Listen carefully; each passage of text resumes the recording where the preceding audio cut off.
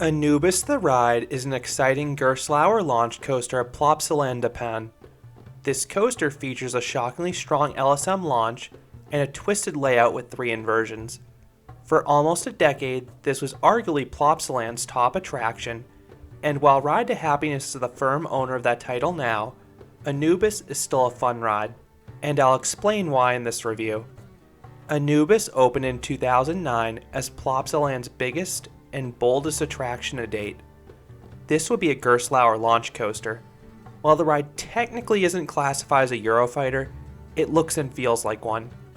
The ride is based on Het Huis Anubis, or the House of Anubis. This was a television show created by Studio 100 that aired from 2006 through 2009 on Nickelodeon in Europe. The show's premise was that a series of kids would hunt for treasure at their boarding school. The coaster's queue line and station are built in a replica of the castle from the series. The coaster barely has any theming along the course. The twisted blue track is hidden amongst the trees though, so it's very difficult to see any of the coaster off-ride, and it's challenging on-ride to even see what's coming next. There is plenty to look at while you wait though. You have a series of treasures and paintings of the team's past exploits. And you may have to wait a while to ride, so it's a good thing you have things to look at. Anubis runs just 2 to 3 cars, and each car seats just 6 riders. The ride typically has a 20 to 30 minute wait most days. Anubis has the flared 3-row trains Gerstlauer experimented with for a short while.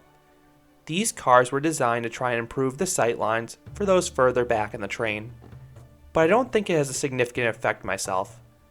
Anubis has the familiar Gerstlauer over-the-shoulder restraints. While I undoubtedly would prefer the freedom of a lap bar, the over-the-shoulder restraints are fine here because Anubis is very smooth. I know that cannot be said for all Gerstlauer coasters, so I was thankful that Anubis didn't dish out any headbanging. I have a slight preference for the front row for the unobstructed view, but the ride feels identical from a force perspective in any seat. And you likely will only have to wait an extra train for the front, so it's worth it in my opinion. One other note if you're visually impaired like me, but glasses are not allowed even if you're wearing a strap. They need to be stored in the loose article bins. Once dispatched, you turn to the right out of the station, and you dip down into a very short launch track. If you've ridden any Gerstlauer LSM launch coaster, you know their coasters pack an impressive punch, and Anubis is no different. The launch is very forceful, and it'll throw you against your seat back if you don't already have your head back, as you accelerate to the ride's top speed of 56 miles per hour or 90 kilometers per hour in a flash. You also shoot through an impressive looking Egyptian archway, but you barely have time to even register it. You then get blasted with positive Gs as you ascend the top hat.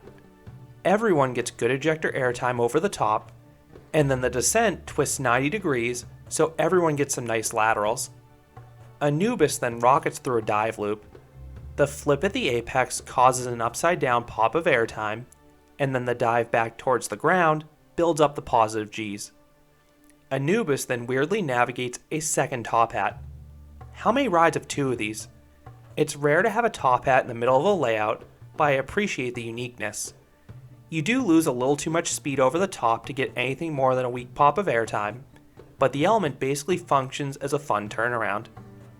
You then immediately charge through an Immelman with a little force. On ride, this element honestly feels like a giant overbank more than an inversion. You then twist upwards into the mid-course brake run. It slowed me down a little bit on my rides, but not too much. The second half starts with a gradual twist downwards to the left, and then you go over this elongated bunny hill. Neither element offers any force though.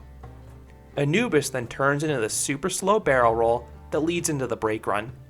You cannot see this element coming because of all the trees, and this element delivers some great sustained hang time. It's a great way to end the ride. You then hit the brakes, ending the 1,969 foot or 600 meter long coaster. So what would I rate Anubis the ride? I would give this Gerstlauer launch coaster a 7 out of 10. I like the themed queue line and how the coaster's layout is hidden amongst the trees. Even after multiple rides, I couldn't memorize the layout. Then the ride itself is pretty good too. The initial launch is exceptional, and I love the airtime and lateral combo on the first top hat. The middle part of the ride isn't quite as strong, but the ride does finish on a high note with that barrel roll. And while not all the elements wowed me, the coaster was thankfully smooth start to finish.